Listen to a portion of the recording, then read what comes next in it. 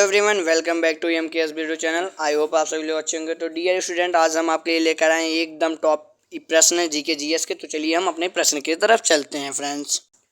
तो फ्रेंड्स, पहला प्रश्न है हमारा, क्या हाइग्रोमीटर नापने का यंत्र है, तो यह किसके द्वारा नापा जाता है? तो ध्वनि की तीव्रता को नापता है हाइग्रोमीटर। ठीक है।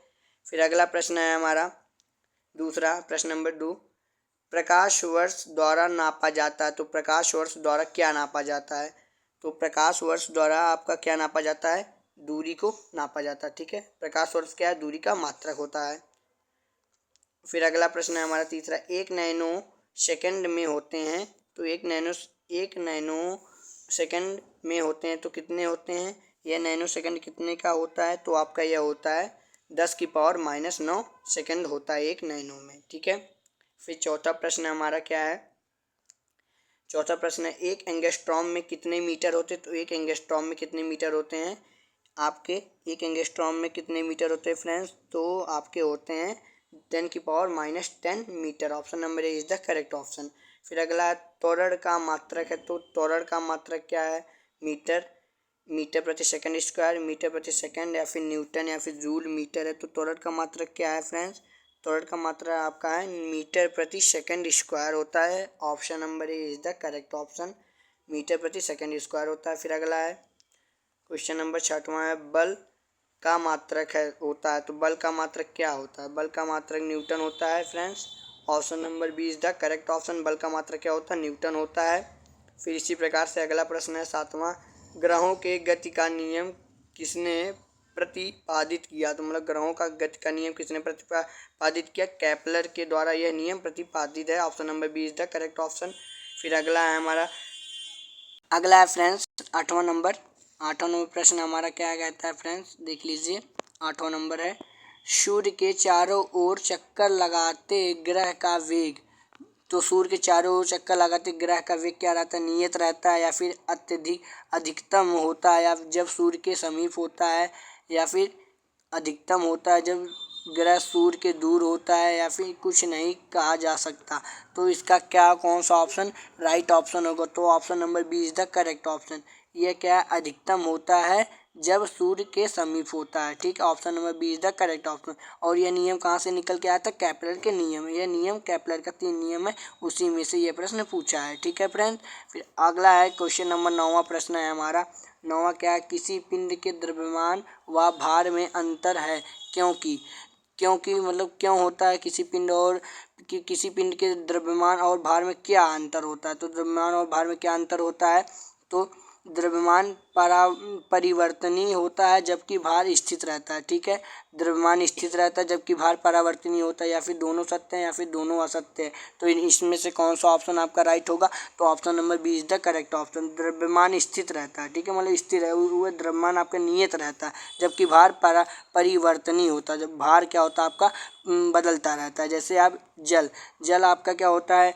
जल लिक्विड है, फिर गैस होता है, फिर क्या होता है? सॉलिड होता है। ठीक है। 3 अवस्था में होता है। तो इसका क्या रहेगा? द्रव्यमान नियत रहेगा। ठीक है। परंतु भार चेंज होता रहेगा। ठीक है फ्रेंड। फिर इसी प्रकार से क्वेश्चन नंबर 10वां है हमारा, लिफ्ट में व्यक्ति का भार उसके वास्तविक भार से अधिक होता है जब लिफ्ट क्या रहता है? जब लिफ्ट नियत वेग से ऊपर जाती है, या फिर नीचे की ओर त्वरित होती है, नियत वेग से नीचे उतरती है, या फिर ऊपर की ओर त्वरित होती है। तो इसमें से कौन सा ऑप्शन आपका राइट ऑप्शन होगा? तो इसमें से कौन सा आपका राइट ऑप्शन होगा? तो option number D is the correct option होगा। ऊपर की ओर त्वरित होती है तब आपका मतलब व्यक्ति का भार उसके वास्तविक भार से अधिक होता है। ठीक है। फिर इसी प्रकार से क्वेश्चन नंबर 11 हमारा है। यह बहुत ही महत्वपूर्ण क्वेश्चन नंबर 11, यदि किसी वस्तु का वेग दोगुना कर दिया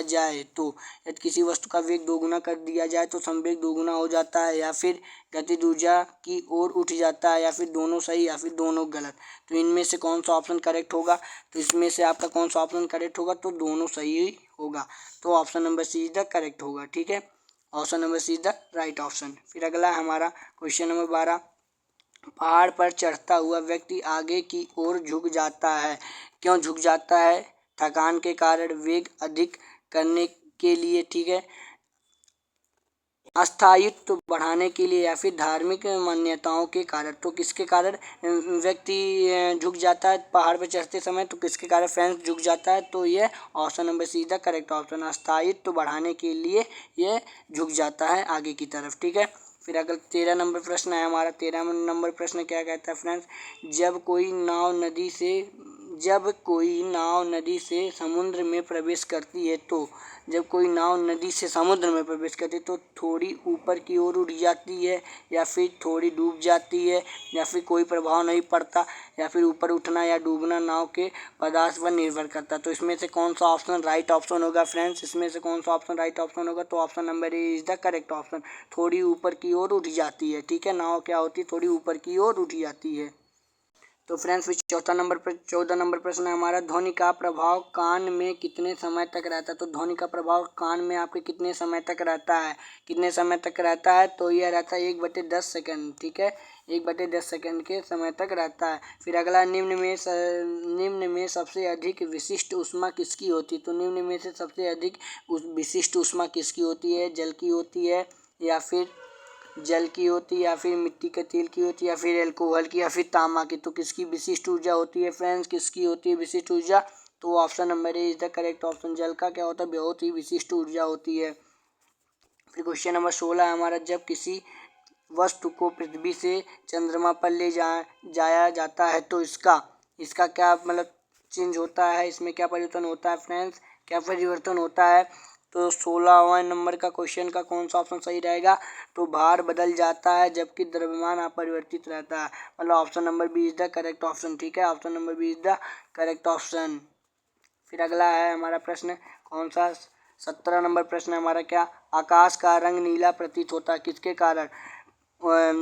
विवर्तन के कारण, प्रकीर्णन के कारण, अपवर्तन के कारण, परावर्तन के कारण। तो किसके कारण प्रतीत होता है? किसके कारण प्रतीत होता है? तो प्रकीर्णन के कारण प्रतीत होता है। Option number C is the correct option, ठीक है। फिर अगला प्रश्न इसी प्रकार से 18 नंबर।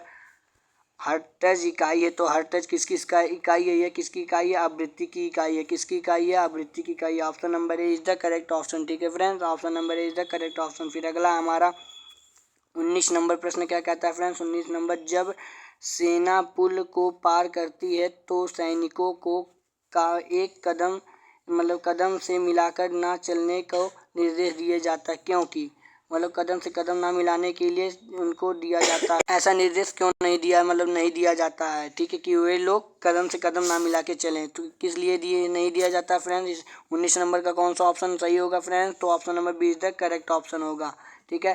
पैरों से उत्पन्न ध्वनि के अनुवाद के कारण पुल टूटने का खतरा रहता है, पुल टूट ना जाए, ठीक है। इसी के लिए उनको पैर से पैर मिलाने के लिए नहीं चलने दिया जाता है, ठीक है।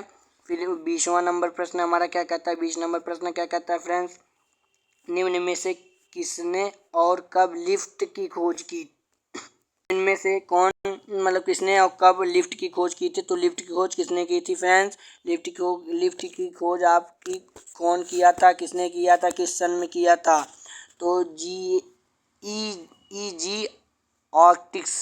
ऑटिस ने सन 1852 ईस्वी में लिफ्ट की खोज की थी, ठीक है। फिर अगला है 21 नंबर प्रश्न है। प्रोटॉन की खोज किसने की? तो प्रोटॉन की खोज किसने की है friends? Michael Faraday, Niels Bohr या फिर मेंडली रदरफोर्ड। तो किसने की है? रदरफोर्ड ने की है। Option number D is the correct option. Rutherford ने की है। किसकी खोज? प्रोटॉन की खोज है, ठीक है। प्रोटॉन की खोज रदरफोर्ड ने की है। तो क्वेश्चन नंबर 22 हमारा है, यह बहुत ही इंपॉर्टेंट है भी। इलेक्ट्रॉन की खोज किसने की? तो इलेक्ट्रॉन की खोज किसने की? इलेक्ट्रॉन की खोज किसने की है? आइंस्टीन ने की है या फिर जे थॉमसन या फिर केपलर या फिर न्यूटन। तो किसने की है इलेक्ट्रॉन की खोज किसने की है फ्रेंड्स? तो option number C the correct option. J Thomson ने की है इलेक्ट्रॉन की खोज। फिर अगला, न्यूट्रॉन की खोज किसने की? तो न्यूट्रॉन की खोज किसने की? चैडविक ने की है। किसने की है? चैडविक ने की है, ठीक है। इसके लिए हम आपके लिए एक ट्रिक बता देते हैं। ईट पर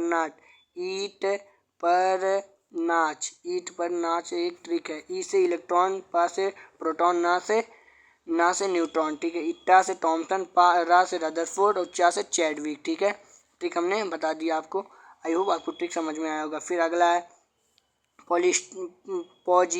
पॉजिट्रॉन की खोज किसने की है? तो इसकी खोज किसने की है? ऑप्शन नंबर 24 का कौन सा ऑप्शन सही रहेगा? तो option number C is the correct option, Anderson ने की है। तो आई होप इतने एमसीक्यूज आपको समझ में आए होंगे। 25 नंबर एमसीक्यूज का आप सभी लोग कमेंट सेक्शन में आंसर बताएं। 25 नंबर एमसीक्यूज का क्वेश्चन और 26 नंबर का एमसीक्यूज के क्वेश्चन आप सभी लोग इसके आंसर कमेंट सेक्शन में बताएं। चारों मतलब दोनों मिलाकर 8 ऑप्शन में से कौन सा ऑप्शन आपका सही होगा। Please like share and subscribe.